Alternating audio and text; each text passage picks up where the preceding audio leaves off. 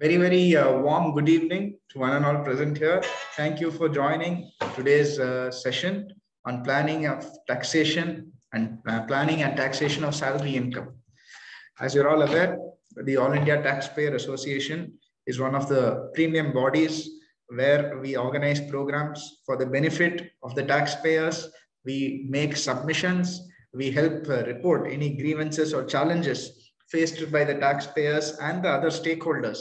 And I'm very happy to say before we start the program, based on our representation we have submitted, we have always received very pleasant feedback, be it from the CBDT or the Finance Ministry and the government officials, the union ministers.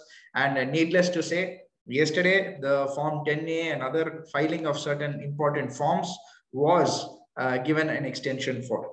So my dear friends, today's session we are going to be taking on planning and taxation of salary income.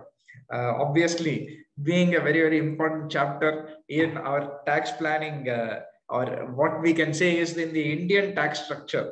The reason being, repeatedly we would have all got various WhatsApp forwards where only 3% of the population filed the return, only less than 4% filed the return. So all of these news have been going around for a while now, and a significant portion of this happens to be our salaried assessees.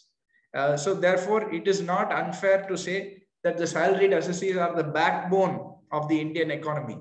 My dear friends, I hope I am audible because I have got some comments in the chat box saying no audio. So if I am audible and it is clear, please say yes. If not, I will use my headphones. So that is the yes. I think most people are saying yes, and it's not a problem. So I think whoever is facing the audio difficulty, I request you to please log out and then log in. It will be perfectly fine.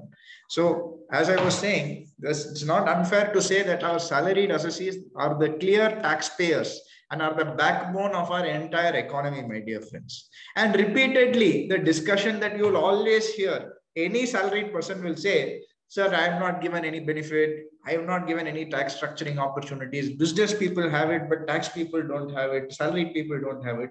What is the benefits? So here I'd like to clarify, there may be limited tax planning opportunities for salaried person, but there exist still many tax planning opportunities for salaried persons. So in today's session, I'll be talking about what are the key components of the tax structure for any salaried person, what are the exemptions you can claim, deductions you can claim, and most importantly, how to effectively use all this together to plan your taxes and completely reduce your taxes. It is completely possible where up to even 10 lakhs, a salaried person can earn income and not pay any taxes at all. It can be done if you plan it very effectively, my dear friends.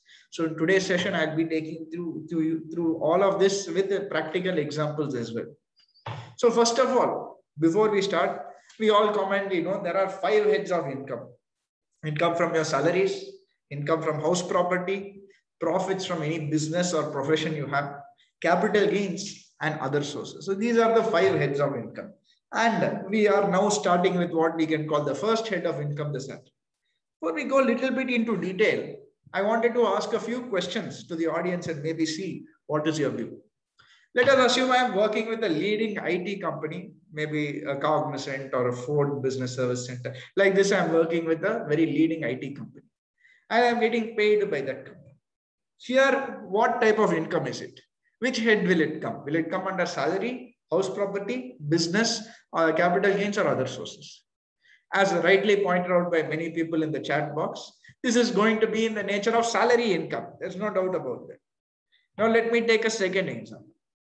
I am with that same company, but also what I'm doing is I'm working based on a commission arrangement. I'm working with only one company, but I'm working as a commission arrangement here. So they'll give me commission for whatever work I'm doing for them. Now, is this income in the nature of salary? Is it in the nature of business, or is it under any other head over here? As rightly pointed out by many people, that it will be in the nature of a business or profession. Now, here one gentleman has raised a very good point. As long as there's an employer-employee relationship. Okay, so let me ask another question over here. I am employed in the company. I am an employee of the company. And what I'm doing is every time I refer a new client, So let us assume there's a new client who's coming to this company. They are my friend, or the FIFA, one of the biggest sporting organizations in the world, or BCCI. Both of them, the president happens to be my very good friend. I am saying, please come. I work in CTS. I will refer you to them and we will take up your engagement. So I refer to my company, BCCI or FIFA. So because I am referring such a big client, my company is saying, oh, great work, Abhishek. So here I am giving you a commission also. So can you tell me this commission income? Is it in the nature? Please remember, I am an employee in the company. Is this income salary? Is it business profession, or is it other sources, or is it a capital receipt not taxable? Can you tell me what will it be in this case? So we have a variety of answers here. Income from other sources, income from salary. Some people are saying it is in the nature of business. Some people are saying it is not taxable also. So many different answers we are getting over here, my dear friends. So here, before I answer you that question, I will take you another example. Sir, what if I am getting a remuneration and I am the director of the company? I am a director of the company and I am getting a remuneration from the company over here. So what will it be taxed as? Will it be salary income, or will it be business income, or will it be something else? So here, once again, they are very clear.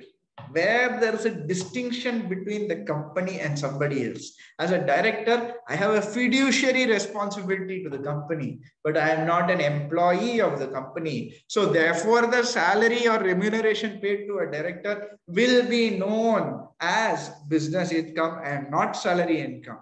In the previous example, then I'm getting a commission from my employer for referring clients. The relationship between me and him continues to be as an employer and employee. I am not as an outsider here. I am rendering that service as an employee only. So therefore, because I happen to have an employee-employer relationship, even though I am referring a third-party client, whatever commission I'm getting will form part of salary. Let me ask you the next question. I am part of a partnership firm and I am getting compensated in that partnership firm as a salary. Here, can you tell me what is the nature of the income? Is it business income or is it in the nature of salary? Now, once again, as rightly pointed out by Mr. Sridhar or Sri Raj and many others, the right answer is it will be business income and it will not be salary income, because there does not exist an employer-employee relationship. I myself am the owner. The firm may be paying me, the company may be paying me, but I am effectively the owner. I share a fiduciary responsibility once again. So therefore, any compensation that I'm getting from them will not be in the nature of salary, because it does not exist an employer-employee. Now, one more example. Sir, I'm doing correction of papers for the university or a school. I happen to be an employee, and whenever the annual, let us assume 10th standard board exams are there or university exams are there, so the question papers are prepared and they are sending the answer books to me for correction. So when I'm correcting these papers, can you tell me if the income that I'm getting from this happens to be income in the form of salary, or is it from business or other sources? Now here, once again, they're very clear. It will be in the nature of business income because I'm applying skill. I saw a few answers saying that it is income from other sources. Now there may be a confusion. How do I know what is business? How do I know what is other sources? Where I am applying some sort of skill, a unique whatever profession or a skill or some knowledge that I have, that is effectively considered to be a profit and gain from business profession instead of other sources. Now you see, when I'm correcting a paper, examination paper is there, I'm correcting, or I'm setting a question paper for an exam. This cannot be done by everybody. You need to have some knowledge, you need to have some skill behind it. So therefore, when I do the same, I need to have a skill, I need to be able to do it effectively. It is what is known as business profession. If it does not fall in any of these categories, then it can be other sources. So now we saw these examples about what and all is salary income. So what are some key points that we can get from it? Now I'll give another example. Here. It is not on the screen, but I will give an example over here. Now I am employed now currently with, I told you, Cognizant Technology Solutions. And I have referred to them BCCI as a client. Now, suddenly, after saying, oh, Abhishek is referring BCCI, Abhishek is referring FIFA, all these big clients he's referring. So why not we go and we instead go and take him as one of our employees, says Infosys. So Infosys says, I want to get Abhishek on board with my company. So Infosys approaches me and they say, Abhishek, we want you to join our company. I say, okay, sir, I will join. But if I want to quit CTS, you have to pay me 10 lakh rupees. If you pay this 10 lakhs, then I will join your company. If not, I will not join. Can you tell me what nature this receipt is? Is this in the nature of salary? Is this in the nature of business? Or is it other sources? Or is it a capital receipt not taxable at all? Very, very interesting scenario. I am getting paid an amount to quit my job and join a new job over here. So yes, as somebody says, it can be a non-compete fee. Like that, you can also consider it. But what is the nature of the income? Whatever you want to call it, what is the nature? Now here you can see multiple answers. Some people are saying salary, some people are saying business, and some people are saying other sources, because there is no employer-employee relationship. So therefore it cannot be salary. Now here I need to clarify. Let us now come to the key points of salary medium. The first key point, as we have already garnered, there must be an employer and employee relationship. Only then you can have a salary income. Where I am working as an independent contractor, like I gave the example, I'm working as a commission agent, or what we call a contract of service and a contract for service. We have to distinguish between the two. Where it's a contract of service, there's an employer-employee relationship. Where it's a contract for service, you are an independent contractor, what we say. So therefore, it seems once again, as rightly pointed out, there's no employer-employee relationship between Infosys and me. I have not even joined the company. They have paid me 10 lakhs. I have not joined the company. So here the next point is what is very, very. This employer-employee relationship can be present, former or future employer also. What is present? I am working in the company. I am getting the compensation. That is present. What is former? I am retiring from the company. I am getting pension. Pension is also salary income. So here, future employers, we all must be, why does it say future employers? The exact scenario that I told you, where I am getting a compensation in a lump sum or whatever compensation I'm getting to quit a job or to join a new company, that is also very much a salary income. You have to offer it to tax under income from salary. So as you can see, any amount paid before joining the company is also known as salary income. So these are the first critical key points in salary income. But what is the basis of taxation? Now here's a very interesting point. You see, salary, any salary income, once you have decided it is salary income, we have now discussed what is salary income. So once you have decided that is salary income, you have to see how it is taxed. Salary has a very unique position under the taxation law. They say salary income is taxable on due or receipt basis, whichever is earlier. What does that mean? I am working with Dilip Ramkawat sir, and Dilip sir says, Abhishek, you are working so well. It is a COVID time. And I know that maybe your family needs some support. So I'm giving you advance. I will give you a 10-month advance salary. Very generous employer. So he says, I'm giving you a 10-month advance. So I get a 10-month advance salary from Dilip ji. And the year is over. So I have to file my return. Now the question comes, do I have to offer the tax that I've got in advance? As I told you, salary is taxable on due or receipt basis. So therefore, since I have received it in advance, even though it is not due to me, I have to offer it to tax already because I have got it in my hand. So I am offering it to tax. Now let us take another scenario. Let me take another scenario. Vivek ji happens to be my employer and it is COVID season. It is COVID season. There is a lockdown, like last year there was a lockdown. So you saw many employees were not getting paid because of the lockdown period. So many employers, they were also in a very difficult position. So they could not compensate the employees. There's nothing wrong in that. So, but this happened to have happened over there. So what happened? If you are an employee and a salary is due to you, but you have not got the salary. Salary is due to you, but you have not got the salary. Should I pay the tax on the same? My dear friends, please note this point. I told you do due or receipt basis. Here the salary is due to me. I have not received it, but still because it is due, I should have offered it to tax. Because it is due, I should have offered it to tax. That is what the law says. But wait a minute, sir. Wait a minute. Now a lot of questions have come. What about arrears? How will I get relief on the same, etc.? Now, since you have already offered it to tax on due basis, forget the question of arrears. The payment you are receiving next year, you have already offered it to tax, means no problem. Sir, what if during the COVID period, my employer didn't pay me for the months I did not work? I also don't object. I say, yes, you don't have to pay. You are also under great difficulty. So you don't have to pay.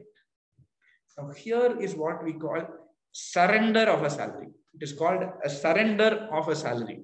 So here, I am never going to ask for it. It is no longer due to me. The moment that month is over, I am saying, don't worry, boss. I don't want any money. You only keep it. It is called surrender of a salary. So once again, is it taxable on due basis? Where there is a surrender of a salary, like the scenario I just told you, there is no question of salary being due, because when you have surrendered, it is gone. You cannot get the salary, so forget the due basis. You need not tax the same, as rightly pointed out by many people in the chat box. Where there is surrender of salary, I need not tax the same. Let me give another example over here. Let me give you another example. Employer says, this month salary is due to you. Due to COVID, I will pay it to you after 7 months. I tell him, sir, don't have to pay me. I am surrendering my salary. What you do, instead of paying me, you pay the PM CARES relief fund. You don't pay it to me. My entire salary, I'm telling you, you go and give it in PM CARES relief fund. Can you tell me here, do I have to offer that same to tax or no need? I am being such a large-hearted person. I am saying, I surrender my salary to the PM CARES relief fund. So don't pay into my account. You please pay it in another account, the PM CARES account. So is it taxable as a salary over here? So here, as rightly pointed out by a few people in the chat box, it says, when I am asking someone not to pay the money to me, you pay the money somewhere else. You pay to a charity, you pay to PM CARES, you pay to X person or Y person. Irrespective of what is the nature. I can say you pay to charity. I can say you pay to my wife also. Both cases I am not receiving. So in both cases, they are saying, this is what is known not as a surrender of salary. It is known as a application of a salary. So instead of me getting the salary, it is directly going somewhere else. So effectively, they are paying me and I am paying someone else. Instead of having one extra transfer transaction, I am saying you pay off directly there. So effectively, I am receiving the salary. So even in the scenario that I have given you, it must very much be offered to tax yet again. And this is where we have to draw a key distinction between your salaried person and business person. Why I will tell you. This is why salaried employees are immediately very, very affected whenever you talk about tax planning, etc. If I'm a business associate, you forget professional. Professionals act on cash basis. But where I am a business associate, I have an option to do what is called accounting on accrual basis, mercantile basis, or cash basis. So on due or receipt basis, I can follow an account. So where my amount is due to me, I need not offer it to tax. I can offer it at the time of receipt if I follow cash system. So if I'm following cash system, there's no question of me paying tax on an income I have not received at all.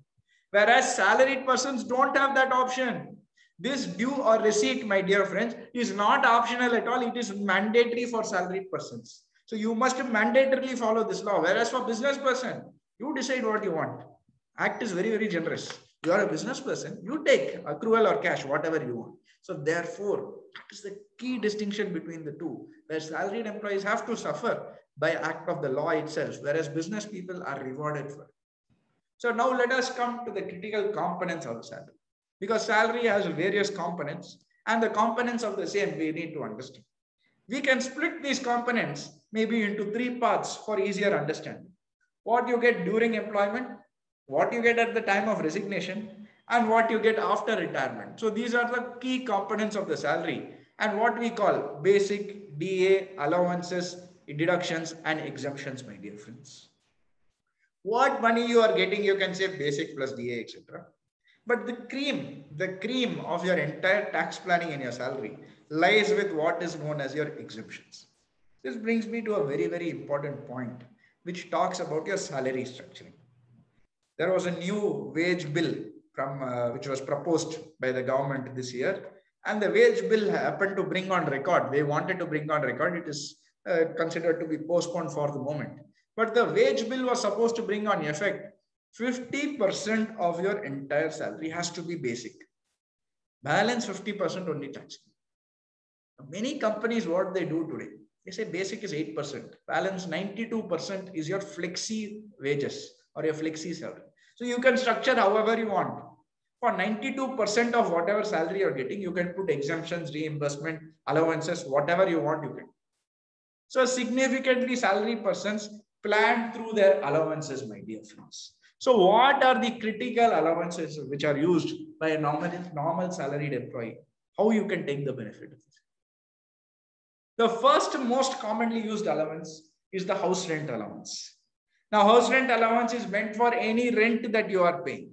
I happen to be staying in a house, I'm paying rent on the house, then I can plan the same as a house rent allowance. I can claim that, and whatever compensation portion that my employer gives me, known as house rent allowance, will be exempt from tax. Is it fully exempt? No, there is a calculation. The calculations are there on your screen to be seen.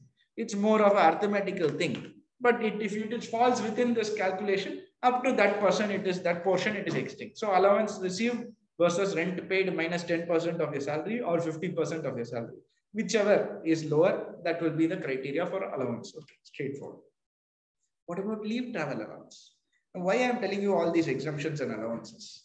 The whole purpose is when you are planning your taxes, these are the common expenses which are incurred by any salaried person. Any salaried person, likelihood is they'll be paying rent. Any salaried person, they'll be traveling to meet their family, maybe in-laws, maybe parents. I'm working in Chennai, my family may be in Pune. I'm working in somewhere in Himalayas, and my family may be somewhere down south in Kanyakumari. So I have to travel and meet them. So you get a compensation known as leave travel allowance. So where either you or your immediate family, your son, your wife, your daughter, all you are paying for travel, either flights or train, the shortest mode travel, the shortest distance travel you are going, you can claim that portion as exempt under this leave travel allowance. So till whatever portion you can allocate as leave travel allowance, that portion you can claim the same. Similarly, you have certain special allowances also. Traveling, telephone bill, uniform. So this is where I want to bring an important point. Because we are talking exemptions, we are talking allowances. Various other allowances are also there. Small allowances. In fact, these allowances have not changed in almost 12 years. Children education allowance up to 2 children, 100 rupees per child you can claim. I'm sorry, 100 rupees per child, where you will go for education. I'm sorry, I don't think that these provisions have been updated enough to reflect what is the true reality. Similarly, hostel expenditure up to 300 rupees per child. In fact, in my view today, education is more expensive than hostel. It may be cheaper, but look at how the positions are structured. Similarly, transport allowance, conveyance allowance, 1,600 per month allowed, but withdrawn since 2018, but it is allowed under the new regime. So I'll be taking you through also the new regime little later on in the presentation. But before I go there, I wanted to talk about the very, very important aspect of reimbursements. My dear friends, the last 3 slides in a very detailed manner, I've listed out all the exemptions and allowances you can claim. House rent allowance, leave travel allowance, special allowance, certain restricted allowances are there, children education, hostel, transport, underground, field area, tribal area, all things. Then taxable allowances, dearness allowance, compensatory allowance, overtime allowance, all of these are fully taxable allowance. But why I am repeatedly saying reimbursement? You see, my dear friends, reimbursements are fully exempt from tax. I'll give you a very, very small example of why this reimbursement is a great way of tax planning. You see, if there is a scenario where your employer allows you to plan your taxes, which means he says, so much portion is fixed. This is your basic balance portion you can plan. I gave you a obvious example where 92% they are allowing you to plan. But normally, many employers up to 50% commonly, they say you can put as exemptions, allowances or reimbursements. Now today, in today's scenario, getting a new phone or getting a laptop or getting an iPad is almost an annual expense. Every 2 or 3 years, one of the other I'll be changing. Either I'll be getting a new iPad, new laptop, or a new mobile phone. Some people have 2 or 3 mobile phones. Some people will get new cars. So all of these are what we call expenses that you're incurring and can be related to the business. Why do I say that? You see, reimbursement is a very interesting proposition. To take any business associate or a person who's in the nature of profession.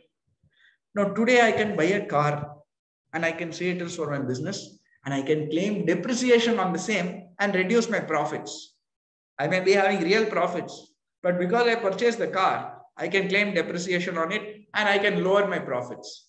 The higher the depreciation, the lower the profits, the lower the tax. So I'll buy a Benz car or I'll buy a Jaguar, I'll buy a Porsche. So more expensive the car I get, the more higher the depreciation, the more lower the tax. So I'll avoid paying tax altogether because of this. Similarly, I can buy an iPad. It is for my business. I can buy a laptop. I'll buy the highest Apple professional laptop, which will cost into several lakhs. And I will claim 40% depreciation on the same. And I'll reduce my taxes substantially. Employees don't have this option.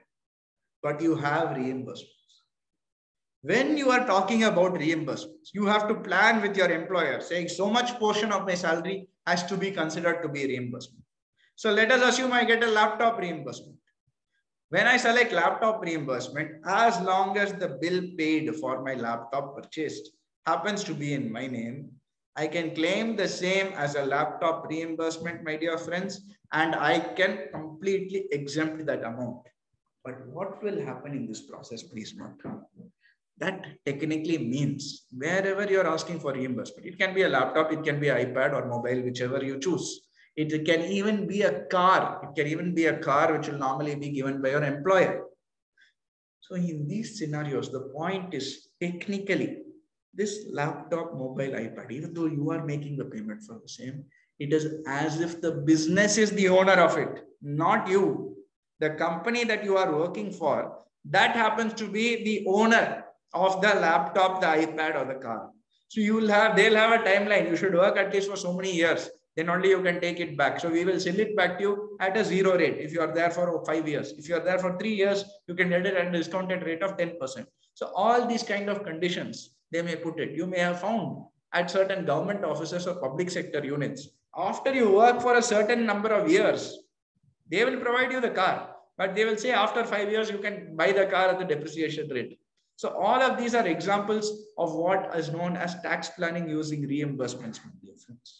So if you are a person who is an employee of a company or you are advising an employee of a company, ask them to meet their HR, ask them to meet their manager and ask them to plan maximum reimbursement as their salary. Whatever allowances they can claim, to the maximum let them claim. If I am owning a house in the same city where I am working, my house is in Egmore, my office is in Nungambakam, which is almost 3 to 4 kilometers away from each other only. Then in that case, I cannot claim house rent allowance as exempt because I am owning a house in the same city. But if I am working in Pune and my house is in Chennai, then definitely I can claim house rent allowance because I am paying rent to do my work over there. So that's no problem. But where I am owning a house, the entire purpose of getting a HRA is gone. Similarly, if I'm not going to travel, my family is also not going to travel, getting leave travel allowance or LTA is what we call a useless expense. It's not going to make any benefit because I cannot claim it. I don't have any travel. So in these scenarios where the allowances you are given are going to be allowances you cannot claim, ask your employer to maximize the reimbursements and choose reimbursements which will be practical. Certain jobs, certain companies insist on wearing uniforms. So they will give you what is called a uniform allowance. So you will have to wear only blue color shirt, only black color pants. That means you will buy only that. So whatever uniform allowance you are claiming can be exempt.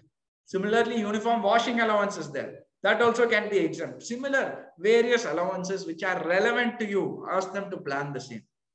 Once you have exhausted the allowances, come next to the reimbursements. To the extent possible, whatever practical reimbursements you will have to incur, you can claim the same. See, earlier you had something known as medical reimbursement. Up to 15,000, you could claim the medical reimbursement. Now that they have removed, instead they have brought what is called standard deduction. Earlier standard deduction used to be there long back. Then for almost 20 years, standard deduction was not there. Then they brought it saying 40,000 is the standard deduction. Then they increased it from 40,000 to 50,000. But in the process, what they said, you cannot claim medical reimbursement. You cannot claim any transport allowance or conveyance allowance. So they removed these two. They said balance what you want, you can claim. But effectively, those two are the most common tax planning tools. And if you add them, it works out to almost 40,000. So there's no major benefit by getting the standard deduction if you had those two allowances. But keep in mind, if you do reimbursements, you can definitely claim a reduced tax. Next is your perquisite. Perquisite is, let us assume, I join a company and the company says, oh, you are a very valuable resource. So we will give you rent-free accommodation. They are also saying, oh, you have children. Oh, I will pay for the education of the children. We will put them in the best school and we will take care of them. You are moving all the way from foreign. You are living here, so we will take care of them. Oh, you need a car to travel. We will get you a car. We will give you a car. You can use that. Oh, you are joining. We are a startup. We will give you ESOP. We will give you ESOP. So that will also be taxable. All perquisites now are almost fully taxable. Things like your RFA, rent-free accommodation, certain beverages, certain fruits, etc. These you have certain level exempt. But otherwise, you don't have any exemptions when it comes to perquisites. They will all be taxable. Because earlier you had something known as fringe benefit tax, or FBT they used to call. Now FBT is gone. It has been abolished. So perquisites are almost effectively fully taxable, my dear friends. So any perquisite you are getting, you will have to pay the tax on the same. And that brings me to a very, very important point, the non-residential tax impact. Now, you know, because of COVID, many foreigners happen to be staying in India and they're working out of their house. Either they have got stuck here or they have been with their family. You know, the employers have allowed them, you work from India only, no problem. We'll still compensate you. So they're living here and they're working for a Facebook, Microsoft, Google, or any company which is located in the US, UK, wherever across the globe. And they're getting a salary here. What is the tax impact over here? My dear friends, here's a very critical point. Taxation of salary works based on where you are rendering the services. So if I'm living in the US and I'm rendering services in India to Ganesh sir, then in that case, whatever Ganesh sir is paying me is taxable in India because the service is technically rendered in India. My position, where I'm existing now does not matter. Similarly, even though I'm sitting in India doing work for the US, the service is rendered in US, but it is taxable in the US. So why does everybody say you have to pay tax in India? Because India has a taxability based on the number of days you are located in India. If you happen to live in India more than 182 days, then you are a resident in India for that year. So therefore, the moment your client, the moment you as an assessee, you are staying in India more than 182 days, even though I'm rendering the services in the US, I have to pay tax in India also. I have to pay tax in India also. So example, I am an employee of Facebook. I'm working out of India. I've been here for the last 2 years. So the last year I have to pay full tax because more than 182 days I've been in India. Whatever amount I've got, I have to pay the tax in India. But in US also, they're not sitting quiet. No. Whatever service I've rendered there, they will say, you have to pay tax here. We don't care where you are. So they are also taxing me. So here what you have something known as double taxation avoidance agreement. So in a double taxation avoidance agreement, whatever tax I'm paying abroad, I can claim that as exempt in India based on a certain calculation. I can work out the credit, claim what we call a double taxation avoidance agreement relief. So I get a relief to the extent of the tax paid over there when I'm working in India. Because when you are an Indian, when you are more than 182 days in India, whatever income you are getting across the world is fully taxable in India. Then you can reduce the taxes you have paid abroad. So that is how the calculation works. If you happen to be someone working in the Middle East, for example, Dubai is completely tax-free. So unfortunate scenario, if I'm a Dubai employee working in India, I have not paid any tax in Dubai. Don't think you don't have to pay tax in India. You have to pay full tax in India, even though it is exempt over there. You don't have to pay taxes there. Because you're earning it in India, you have to pay full tax, no exemptions. Because US means I have to pay tax there. That tax I have paid, I can take credit here.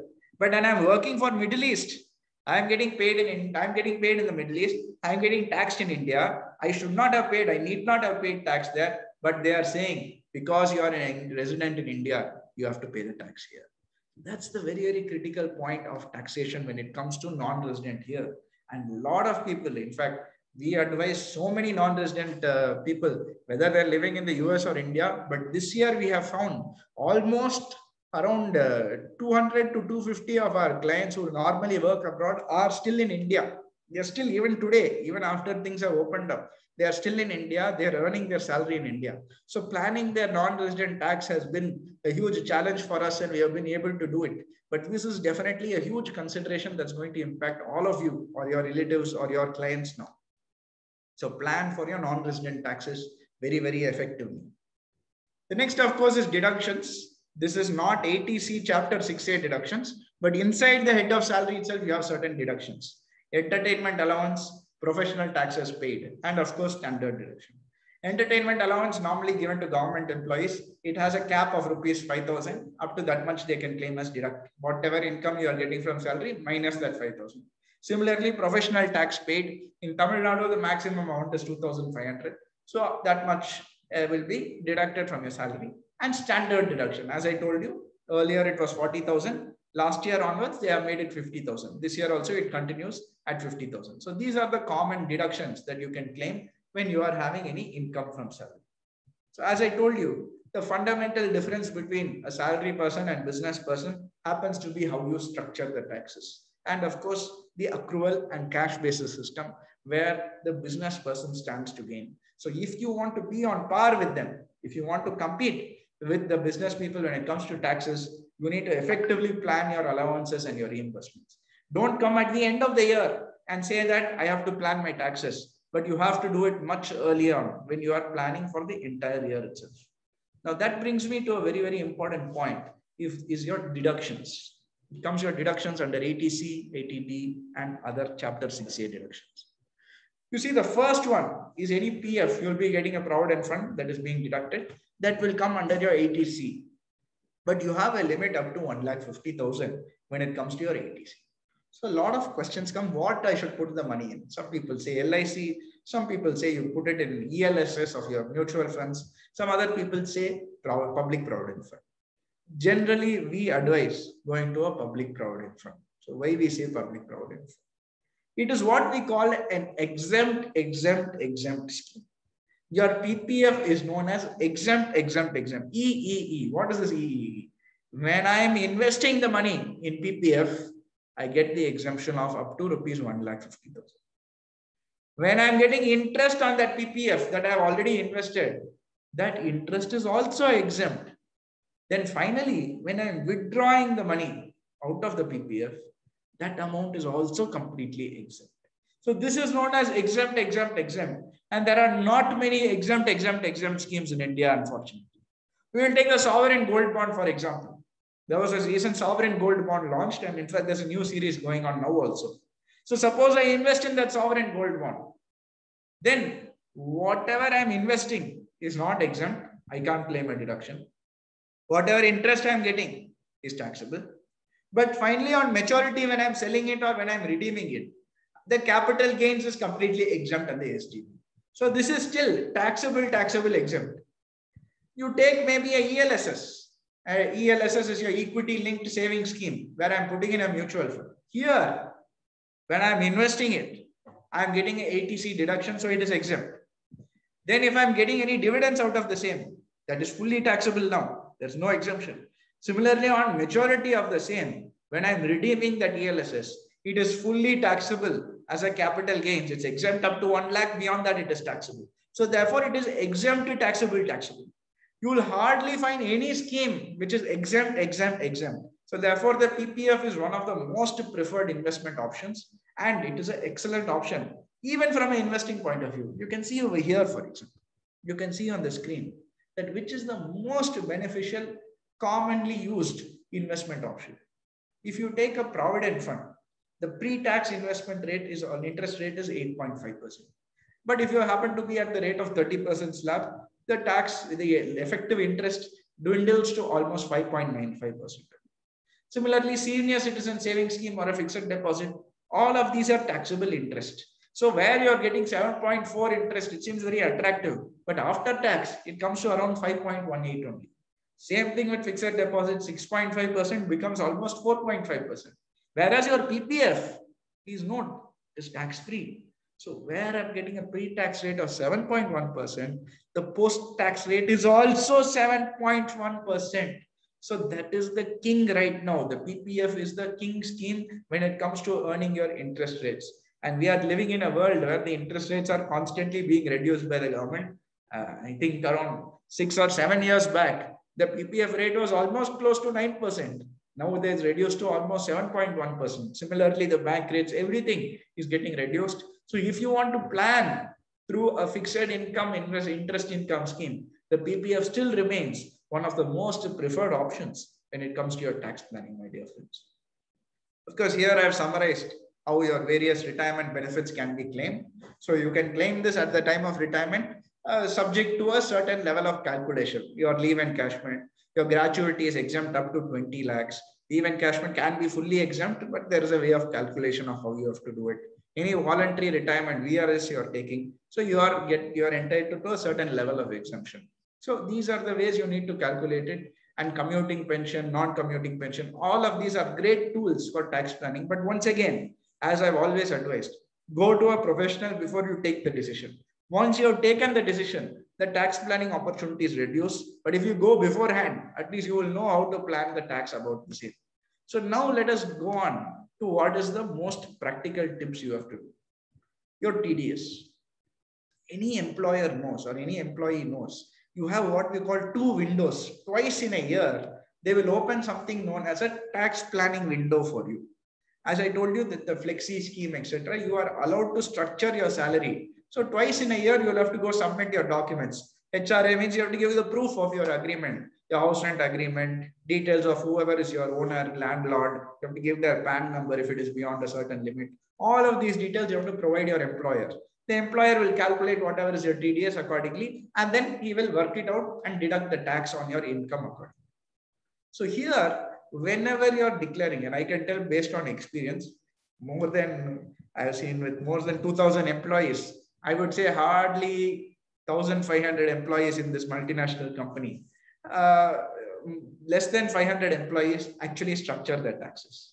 Most employees, they will just say whatever has come, they will just accept it. They will not even structure it. Those people who structure it also, they will never give their submissions to their employer. So end of the day, they'll be paying huge TDS amounts. And if they're doing a simple filing, easy filing of returns with a very low payment, somebody in their office itself is filing, somebody online is filing. In all of these cases, they do what is called a Form 16 filing, and they pay a heavy tax. They end up paying very, very heavy tax, and they are actually running at a loss because of the same. So here is the step-by-step approach you need to do if you are an employee or if you are advising an employee. They have 2 windows in the year where they can make their tax submissions and structure their taxes. Ask them to insist to speak to their auditor each time this tax structuring window opens. So the auditor will advise how they should plan their taxes, what are the allowances, what are the reimbursements they have to add. Like how we discussed slightly earlier on. These are all the reimbursements. These are all the allowances. All of these minimum has to be claimed by them so that they can maximize their tax benefits. Similarly, what are the ATC, ATD, etc. investments that they are doing? Then based on what submissions you are getting. Maybe I may have some other income. I am getting rental income. Most employees don't disclose that to the banks or to their employers. So what they will do, they will be deducting at a lower rate. Suddenly when filing the return, they'll be shocked. Why, sir, so much TDS is deducted. I am having to pay the tax. You are having to pay the tax because you did not disclose to the employer. Ensure that if you are having any other income, disclose the same to the employer. They will deduct TDS. So you can reduce your tax burden at the end of the year, and you can reduce the interest also that is payable at the time. So this is what we call efficient tax planning. This is what you need to do twice in a year. Ensure you submit all your documents. Otherwise, alternatively, at the end of the year, you have to meet an auditor and he will do it for you in filing the return so that you can claim the same and not at least lose the benefit. So here's the very important point. Many employers are still there who don't allow you to tax plan. They will say, so and so is the fixed income that we are giving you. So much is basic, so much is DA, so much is your HRA, so much is your LTA. You can say, sir, I already have a house. I don't want HRA. They'll say, I don't care. Whether you have a house or you don't have a house, this is how we are playing all our employees. So you should also take the same. If you don't have a house, then your HRA goes to waste. We won't do anything about it. So in these scenarios, what you need to do? Once again, there exist your deductions and other tax planning tools, your standard deduction, ATC deduction, exemptions, allowances. Your allowances is gone because you cannot plan it. But you can plan at least your other deductions over here. Ensure once again that in these scenarios, you plan what is the effective tax rate for you. And this brings me to the new tax regime. For the first time in India, we have what we call an alternative tax regime.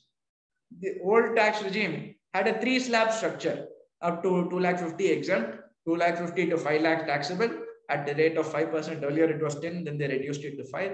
5 lakhs to 10 lakhs is taxable at 20%, and more than 10 lakh 30%. So it's a simple 3-slab structure. Then they said, we are going to bring a new tax regime. Now you have a 7-slab structure. You have a nil up to 5%, 10%, 15, 20, 25, 30. So you have a 7-slab structure under the new tax regime. Then they did not stop over there. They said, now, under the new regime, we do not distinguish whether you are a senior citizen or a very senior citizen. Everyone is looked equally. Under old regime, if you are a senior citizen, up to 3 lakhs, you get exemption. If you are very senior, above 80 years old, up to 5 lakhs, you get exemption. But under the new regime, a boy who's working at the age of 35, 36, getting a salary at his prime age, and an old gentleman who's getting a pension at the age of 95 are treated equally. So you can see the disparity over here. That old man who's getting a pension does not have any tax planning tools. Whereas the boy who's working at 35, 34, he has huge tax planning opportunities over there, exemptions, deductions, allowances, various things. So this is a very, very big disparity which is there under the new tax regime, under the guise that you have a reduced tax slab structure. Similarly, deductions also. See, what are the most common deductions which are used? You have ATC, where up to 1,50,000 you can claim on your PPF you are putting, LIC, any principal repayment of a housing loan. All of these you can claim as a ATC deduction for yourself. Let us come to 80D, your Mediclaim. Mediclaim is a very, very important thing today because the rising health costs, your Mediclaim is going to play a very key role. So if you're non-senior citizen, that is you're under the age of 60, then up to 25,000 you can put in Mediclaim will be fully exempt. And you can claim an additional 5,000 for medical expenditure also. So up to 30,000, you can claim as medical expenditure or medical payment under section 80D and claim the same to be exempt. But please note this point. Where you're taking insurance, it should be only by banking channels, either check or online payment. If I pay it in cash, I cannot claim 80D, I'll not be allowed. Whereas medical expenditure of rupees 5,000 can be in cash also, there is no problem over there. So 80D in medical expenses can be in cash, but any medical insurance and Mediclaim must be only by check. The same amount of rupees 25,000, if I'm more than 60, I can claim 50,000 on the same. Now, additionally, if I have senior citizen parents, my parents happen to be over the age of 60, or any one of them happens to be over 60, I am taking insurance for them. I can claim 25,000 for me, plus I can claim 50,000 for them. So totally 75,000 I can claim. If I want to pay for their medical expenditure, let's say they don't want insurance, or no, people don't want to give insurance. They're over 60, they have all these problems, so I don't want to give insurance, like that they're saying. So, okay, I don't want to pay for their insurance because I cannot take it. I'm incurring expenditure for them. I have to take care of my parents, so medical expenditure I'm incurring. Up to 50,000, that also I can claim. If I don't have medical insurance, then up to 50,000 expenditure in senior citizen name, I can very much claim the same. So what if I am a senior citizen? I also have senior citizen parents. I am 61. My parents are 95. Then what will happen?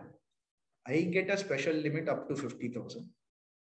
They also get a special limit up to 50,000. So up to 1 lakh, you can claim your 80D. Up to 1 lakh. People say 25,000, but that is not the case.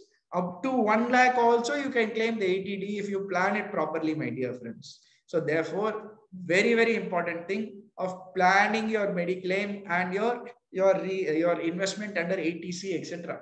So 1,50,000 here, you get another 2 lakh, 1 lakh over there. So 2,50,000. Other than that, your standard deduction gives you another 50,000. Your standard deduction gives another 50,000. That becomes 3 lakh. If you are investing in any house property and you're claiming interest on the housing loan, you get another 2 lakh over there. So totally you have gone from what is 1 lakh 50 plus 1 lakh plus 50,000. So that is 3 lakhs plus 2 lakhs now, an additional 5 lakhs you have got. So if you've got income up to 5 lakhs, anyway, you have rebate under section 87A and your tax is exempt under that rebate. But if you have all of these deductions, reinvestments, planning done, you can earn up to 10 lakhs and get full exemption from the tax if you plan this accordingly. Similarly, what about rentals paid? I told you example HRA. If you get HRA, then that will be any rental you are paying on your house, you can pay. But I gave you an example where somebody says this is the fixed structure. We will not give you HRA and all, everything is fully basic only. Then you have a deduction called 80GG. 80GG is yet another deduction where suppose you don't have HRA, then whatever rent you are paying up to the extent of rupees 60,000, you can claim that as a deduction and claim the same. So this is again a very, very important tax planning tool that you can use to further reduce your taxes. So look at that, 10,60,000 you've got, plus any donations, etc. you're giving under 80G, you can claim the same. But wait a minute, this is the critical point. Under the new regime, under the new tax regime, they have removed all the deductions. Unless you are making a contribution to the national pension scheme through your employer, where you can do up to 50,000 otherwise, through your employer, you can do unlimited amount. So if you're doing it through your employer, then in that case, only that is exempt. In all other cases, all your deductions, all your exemptions, all your allowances, all of that are taken away. So choosing the new scheme means you have to choose it with an idea that you don't want to take the benefit of all these deductions. We will take an example of a scenario. If I'm an assessee who happens to put in ATC and ATD because I want to save taxes. It's not because I'm interested in PPF. It is not because I want to put in Mediclaim. I just want to reduce my tax, so I'm putting the money there. If I'm an assessee like that, then this new scheme may be beneficial for you because they are removing the deductions. They are saying we'll give you a lower tax rate. They are saying we don't want to tell you where to put your money to save the tax. You do what you want with it. You don't have to put it in ATC. You don't have to put it in PPF. You don't have to put Mediclaim. We'll give you a reduced tax rate. You can buy a TV if you want. You buy a new car if you want. We don't want to come and tell you what to do. So they have removed all these deductions. Plus savings bank interest, you have 80 TTA up to 10,000 exempt. If you're senior citizen, up to 50,000 is exempt. Whereas now under the new scheme, it is not there. You have 80E where you're paying interest on any education loan taken for your family members. Then in that case, you can claim that as an interest under 80E and claim it as a deduction. Now they are saying what? Under the new scheme, you cannot claim that also. Sir, medical insurance, that also you cannot claim. Sir, I am disabled. I earned extra deduction because I am disabled. That also you cannot claim. I'm making donation under 80G. Sir, that also you cannot claim unless it is certain donations. So therefore, as you can see, significant removal of the various deductions that can be claimed by the assessee. So now you are left with very, very limited tax planning opportunities under the new scheme. So therefore, should I choose the new regime or the old regime? As I told you, use an arithmetical calculation. If you want to choose between one versus the other, one may seem better than the other for one person. The other scheme may be better for another person. As I told you, if you are someone who's not interested in taking the tax advantages, you are only doing it purely to save the tax, which is ATC, ATD, etc. Left to me, I will always put in PPF because it's one of the best investment schemes. Whether it is tax exempt or not, I will put the money in PPF. So for me, it makes sense to go under the old regime. For you, you may feel I'm only putting in PPF because of tax exemption. Then the old scheme does not make sense for you. You can go for the new scheme and claim a reduced tax rate. But arithmetically, you can do a calculation. if any of you are deciding, whether you tell me or not, to take interest on housing loan, interest on housing loan from a self-occupied property, normally up to 2 lakhs is exempt. We saw in our last session in income from house property. Under the new regime, this exemption is not available. You don't have this deduction which is there under the new regime. You have to pay the tax even if I'm paying interest on housing loan if it is self-occupied. Only if it is let out, I get in the new regime. So if I happen to have a self-occupied house property and I'm paying 2 lakhs interest on the same and I'm claiming that normally, other than that, I'm putting PPF also 1,50,000. I am taking Mediclaim also on me and my parents, so totally another 1 lakh. I am totally claiming 2 lakhs as housing loan, 1 lakh, 1,50,000 as my ATC, plus another 1 lakh under ATD. So totally almost 4.5 lakhs I am claiming under the various deductions, irrespective of whether new regime lower tax rate is there or not. In these scenarios, my dear friends, where your normal deductions, exemptions that you are claiming, which is not available in the new scheme, exceeds an amount of rupees 2,80,000, forget the new scheme. It will never be beneficial for you. Go only with the old scheme. So that is your cutoff amount, 2,70,000 to 2,80,000. If it is within this range, you please forget the new regime. Just straight away stay with the old regime. That only is beneficial to you. This is the arithmetical calculation of the same. So choosing between the two is optional, but the moment it goes beyond 2.7 lakhs, go for the old regime only. So in all other cases, you have to calculate whether new is beneficial or old is beneficial. So every year, if I'm a salaried employee, every year I can change which scheme I want. So that is the reason why you have to take a considered call when you're taking them. One very common question that a lot of salary people ask is, why is my take home salary lesser than my CTC? Sir, when I go to the interview, they are saying I will get 10 lakhs as my CTC. But when I am getting my amount in my pocket, I'm getting much lesser than 10 lakhs. What is the cost? The reason is your CTC does not mean your take home salary. Your take home salary is consisting, let us take an example in this scenario, basic, other allowances, HRA, PF and medical insurance. All these are components of your salary. In these cases, your PF and your medical insurance are not things you receive, but they are paying on your behalf. So it is a cost to the company what they are paying you, but ultimately these two are not a take-home pay that you are getting. So that is one of the fundamental reasons why you have a difference between your take-home pay and cost to a company. One common question, as I told you, despite paying TDS year month on month, end of the year, suddenly I'm asked to pay more tax. It is because you have other income. You have either not disclosed the other income to your employer, or you have earned the other income later on. Or you have told the employer, I'm investing in ATC, I'm going to put in PPF to reduce my tax for me. And end of the year, you have not put in ATC. Then in that case, your TDS will be higher. They will deduct taxes at a higher rate. So when you are filing the return, you have to take a call as to what is the actuals based on your auditor's advice. So what if I have no tax, but TDS is going to be deducted? Some employers will insist they will deduct TDS. See, if they are deducting TDS in this case, you either give them a 15G or 15H or tell them not to deduct tax. If they don't deduct tax, then no problem. If they still deduct tax, you must file what we call a return to get a refund. So you must file your return and get a refund.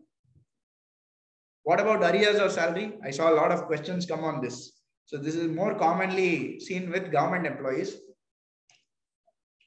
where for them, sometimes after various representations, maybe having a low salary or suddenly the pay scale is improved by the government after discussions, they will do it with retrospective effect.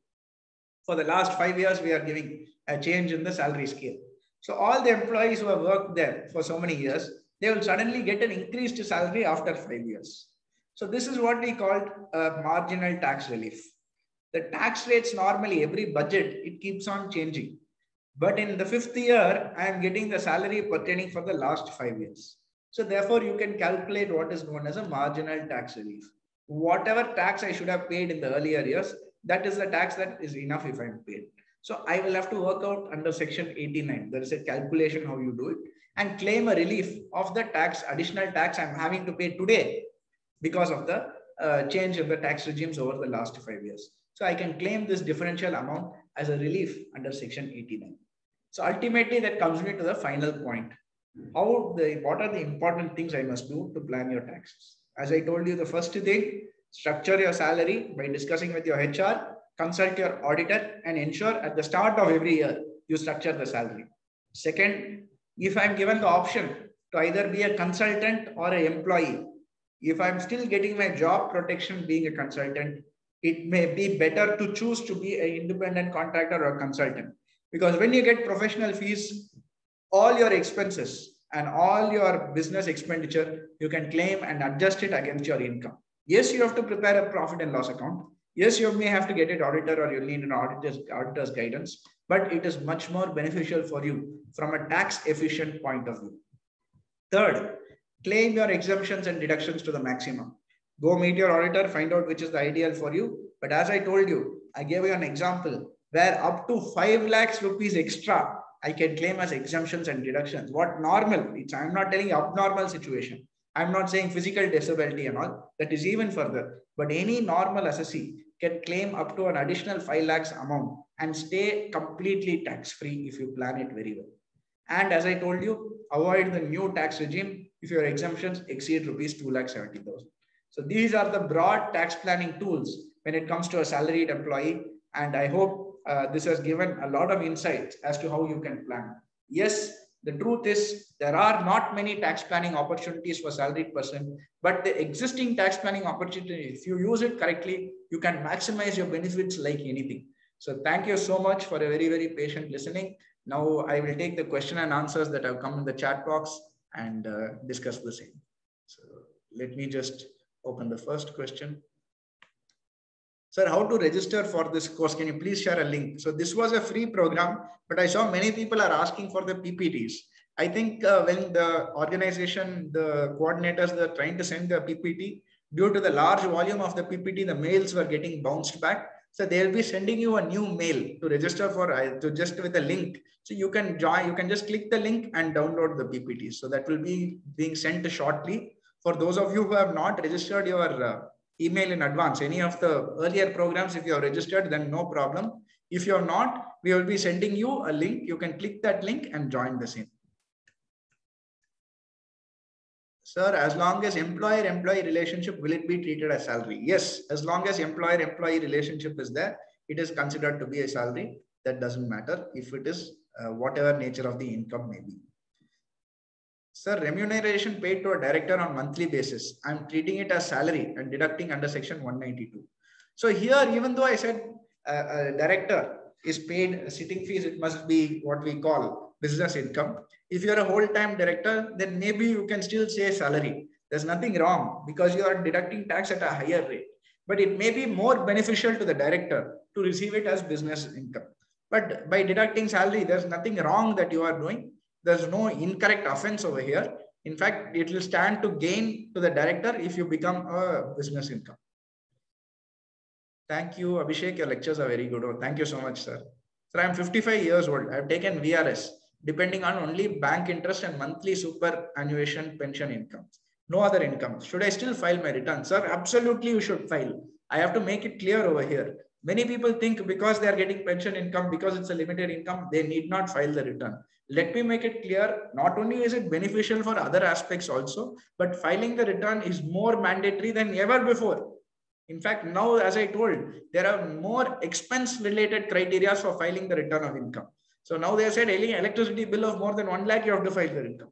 If you have gone for a travel, foreign travel, that is worth 2 lakhs or more, you have to file the return of income.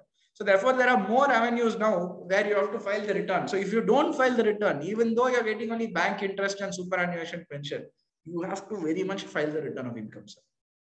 So the income from other sources is there because no employer-employee relationship and it can't be salary. Okay, very good. I think so. Answering one of my questions. Sir, salary is taxable either due or receipt basis. Is this correct? Yes, it is taxable on due or receipt basis, whichever is earlier. Sir, voluntarily surrendered salary to the employer to help the company from debts, and the employer claimed as expense in the profit and loss account.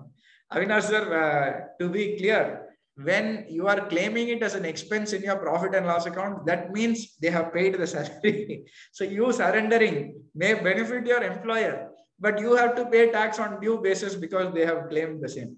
So that is the unfortunate scenario in that case. So if they have surrendered and you have not claimed it, then that's okay. Otherwise, the employee has to offer it to tax. One of my friend is receiving compensation from a foreign company on monthly basis, mentioned as invoice. That income can we show as income from profession? Does he need to register under GST? Yes. If there is an employer-employee relationship or he has a contract with them, then that will be as a salary income. But where you're working as a consultant or you're getting, it may be a fixed fee. Effectively, the nature of the relationship may be employer-employee only. You cannot work with anyone else. You have to always work with him. You cannot do anything other than what he says. And he is paying you a fixed amount. But if it is in the nature of a contractor, or monthly ad hoc basis they are paying you, then it will be considered to be professional income. You must register for GST the moment it crosses 20 lakhs. And not just that, the moment you are getting foreign income, then you must register even otherwise. Sir, interest subvention received by cooperative bank by NABARD, whether it should be accounted on accrual basis or received basis for taxable purpose. Your income from other sources, you have an option. Either you can do it under cash basis or you can do it on accrual basis. The challenge comes because when the 26 years, your TDS is normally deducted on an accrual basis. So you must be conscious over here. If you are offering the income, then you can claim the TDS and do it on accrual basis. But where you are not offering the income, then you cannot claim the TDS. So whenever you receive it, the entire income will be offered plus all the TDS for so many years together. You can reduce the same when you are paying the taxes. Sir, education allowance is allowed at 100 rupees per month per child for 2 children. Yes, as I told you, up to 1,200 you can claim the same. Sir, I have purchased a flat jointly with my father. I took a housing loan and pay EMI. My father, who is retired, contributed balance amount to purchase the flat. I pay around rupees 8 lakhs as housing loan interest. I claim only 2 lakhs interest for my IT. My parents stay in the flat and I live in Mumbai and I pay house rent. Is there any possibility for me to claim the entire interest paid, 8 lakhs as a IT deduction? Sir, you can technically let out the property to your parents. You need not necessarily allow them to stay for free as self-occupied. You can let it out for them. The moment you let it out to them, then definitely you can claim the same, all the entire interest income instead of restricting it to 2 lakhs. Once again, there may be certain other factors that have to be seen, but on basis of facts that you have given me, it can definitely be done. Sir, is NRI allowed to contribute to PPF? It can be done. It can be done. LTA, how much exemption for bank employees at the time of retirement? Your entire LTA is normally not what we say, a retirement based thing. Your full LTA will always be exempt no matter what. Sir, how is vested value of shares of a company given to an employee taxed? So they will do a calculation of what is the valuation of the share, and the tax value of the share that you are getting at a beneficial rate will be taxed as a perquisite to you. For example, value of the share is 100. Me being an employee, I am allowed to buy it for 10 rupees. Then 90 rupees is my perquisite over here. So similarly, any of the amount that is the valuation based on the company or based on an expert valuer or a merchant banker, based on that, they will calculate it. So please share the PPT. Thank you. I will definitely share. So there is a mismatch between 26 years and actual interest created. Some interest amount is not shown through, though no TDS was deducted. How to disclose the income in the ITR? Sir, if the interest income is not shown and TDS has been deducted, you have to contact your whoever has deducted the TDS to ensure they have filed the return. If they have not filed the quarterly return and they have not shown it properly, then that might be the reason why it is not being disclosed in the 26 years. So you have to still offer either on accrual basis or a cash basis. I'll give you an example of what happened in one of the cases we are handling. Is a similar scenario. TDS was deducted. The person did not offer it to tax. He did not say accrual of TDS. So he did not say that TDS is to next year. 3 months after filing the return, whoever was the banker, he corrected his form. So by the time the case was taken for assessment by the income tax, it was reflecting in the 26 years. So it was as if the assessee was not offering the full interest income and he received a notice and had to pay certain additional taxes. So my advice, the moment you know certain interest income is due and TDS is deducted, ask the banker or whoever is the person who is remitting that amount to immediately check whether he has filed the quarterly return or you can wait till it is done. Sir, can an assessee take this Mediclaim benefit for a senior citizen relative, like a sister or a brother-in-law? You can for dependent parents or dependent children only. You cannot do it for brother-in-law, sister-in-law, etc. You cannot even do it for brother, sister. Sir, illuminating address. Thank you so much, sir. Senior citizen, father have two sons, medical expenditure of 1.5 lakhs. Can both the sons claim medical expenditure under 80D of 50,000 each? Absolutely, they can. They can definitely do the same. Sir, as an employer, how do we know whether employees want old regime or new regime for TDS deduction? As an employer, you must get a declaration from them, sir, whether they are going for old regime or new regime. So that employee will normally contact their auditor. They will get their guidance and choose it. But also at the end of the year, they have every option to change if they want. They can go back to the old regime. They can stay with the new regime. Or if they have chosen old, they can go for the new regime and take the guidance once again when it comes to the TDS payable or tax payable at the end of the year. Sir, will you be uploading the video? Yes, we will be uploading the video, Raghavan sir. It will come shortly. It will be uploaded on our YouTube channel. So all the videos will shortly be uploaded. We will be sending all the registrants the link also of the same. So you can always watch it and share it with others. Sir, if anyone has received commission on mutual fund distribution and network marketing, which form will you have to file? Where you're receiving commission on this distribution and networking, marketing, etc., it will be business income. So you must file in ITR 3. Sir, is honorarium taxable as salary? Depends on the nature of the relationship. As I told you, if I'm getting an ad hoc honorarium without any employer-employee relationship, then it will be taxable as business income or other sources. But where there exists a relationship, then whatever name you may call it, it will still be salary income. So what about leave encashment? As per the scheme announced by the central government, I am not aware of this scheme. Maybe you can just elaborate further, sir. Sir, if in case of NRA, return to India permanently, getting his final settlement after return to India, what will be the position in taxation? As I told you, sir, if you are a non-resident and you happen to be in India more than 182 days, then you are a resident in India. So whatever income you are getting in India will be outside India, in India, globally will be taxable within India. You can take a position of R and NOR. There's a way you do the calculation, Ganesan sir, whether you're a resident and a not ordinarily resident. If you satisfy those criteria, then you can take the USD you have got as exempt, or for foreign income that you got as exempt. But otherwise, if you're a resident and not ordinarily resident, then it will very much be taxable in India. You can take the credit relief of whatever tax you have paid abroad. Very clear explanation. Thank you, sir. Wonderful presentation. Thank you very much. Please organize a program on non-resident taxation. Abhishek should be speaker. Sure, sir. Thank you very much. We will definitely do the same. In fact, we work with a lot of non-resident clients, and I'm sure we'll be able to give good insights. It's a good idea. We will be happy to do the same. Sir, accrued interest on FD, is it taxable for the current year? But what is accruing this year may be actually received next year, for which I have to pay tax on receipt basis. Kindly clarify. Accrued interest on FD is taxable? No, it is taxable either on accrual or receipt basis. You can choose which you want. If you are offering it year on year to tax, at the final majority, you don't have to pay tax again on the entire amount, since you have already offered some amount before.